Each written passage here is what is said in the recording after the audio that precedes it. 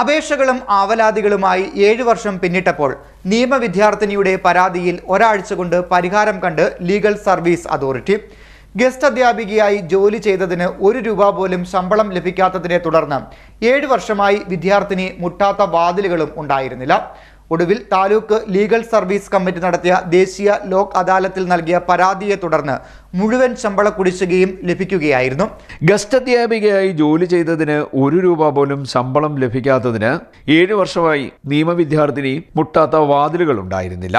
ഒടുവിൽ taluk legal service committee നടത്തിയ ദേശീയ ലോക് അദാലത്തിൽ നൽകിയ പരാതിയുടെ അടിസ്ഥാനത്തിൽ നിയമവിദ്യാർത്ഥിനിക്ക് ഒരാഴ്ചയ്ക്കുള്ളിൽ മുഴുവൻ ശമ്പള കുടിശ്ശികയും ലഭിച്ചു.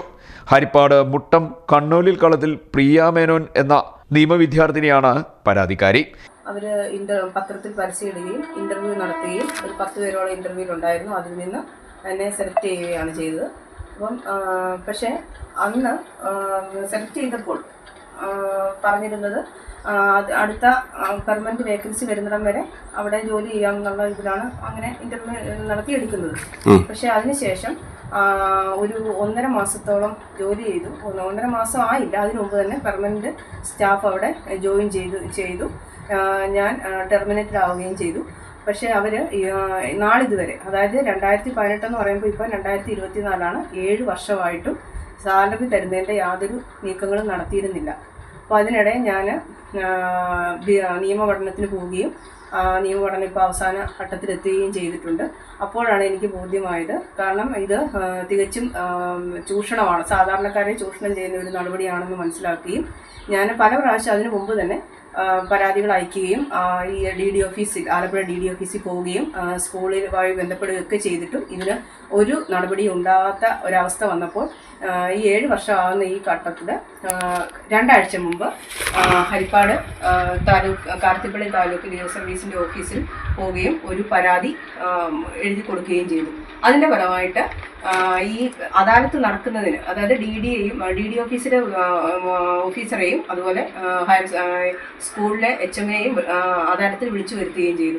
അതിന് 2 ദിവസം മുമ്പ് തന്നെ എൻ്റെ അക്കൗണ്ടിൽ ഒരു 17,850 രൂപയോളം സാലറി കുടിശ്ശിക ക്രെഡിറ്റ് ആവുകയും ചെയ്തു.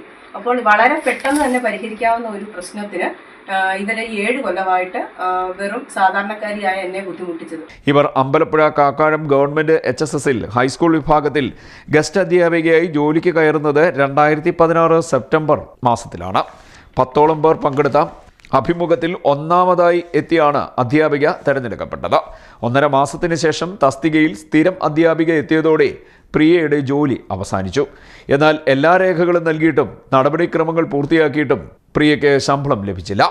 പലതവണ സ്കൂളിലും DD ഓഫീസിലും ബന്ധപ്പെട്ടെങ്കിലും നിഷേധാത്മകമായ നിലപാടാണ് സ്വീകരിച്ചതെന്ന് പ്രിയ പറയുന്നു. മുഖ്യമന്ത്രിയുടെ നവകേരള സദസ്സിലും പരാതി നൽകിയിരുന്നു. എന്നാൽ പരാതി തീർപ്പാക്കി എന്ന സന്ദേശം ഫോണിൽ വന്നതല്ലാതെ ശമ്പളം ലഭിച്ചില്ല. ഏറ്റവും ഒടുവിൽ Karthikappally taluk legal service committee കഴിഞ്ഞ ശനിയാഴ്ച ഹരിപ്പാട് നടത്തിയ ദേശീയ ലോക് അദാലത്തിൽ വിഷയം പരിഗണനയ്ക്ക് എത്തിയിരുന്നു. അദാലത്തിൽ ഹാജരാകാൻ DD ഓഫീസർക്കും സ്കൂൾ ഹെഡ് മാസ്റ്റർക്കും നോട്ടീസ് നൽകിയതോടെ കാര്യങ്ങൾ പെട്ടെന്നായി. അദാലത്തിന് 2 ദിവസം മുമ്പ് തന്നെ പ്രിയയുടെ ബാങ്ക് അക്കൗണ്ടിൽ മുഴുവൻ ശമ്പള കുടിശ്ശികയും എത്തുകയും ചെയ്തു. DD ഓഫീസിൽ നിന്നുള്ള ഉദ്യോഗസ്ഥനും സ്കൂൾ ഹെഡ് മാസ്റ്ററും അദാലത്തിൽ ഹാജരായി ഇക്കാര്യം ബോധ്യപ്പെടുത്തുകയും ചെയ്തു.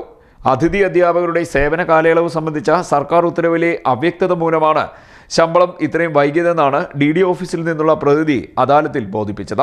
ജുഡീഷ്യൽ ഓഫീസറായി റിട്ടയർഡ് ജില്ലാ ജഡ്ജി ലംബോദരനും അഡ്വക്കേറ്റ് പ്രതിനിധി അഡ്വക്കേറ്റ് GN അനിൽകുമാർ പ്രസാദ് എന്നിവരുമടങ്ങിയ പാനലാണ് അദാലത്തിൽ പരാതി പരിഹരിച്ചത്. CDNet news, Harippad.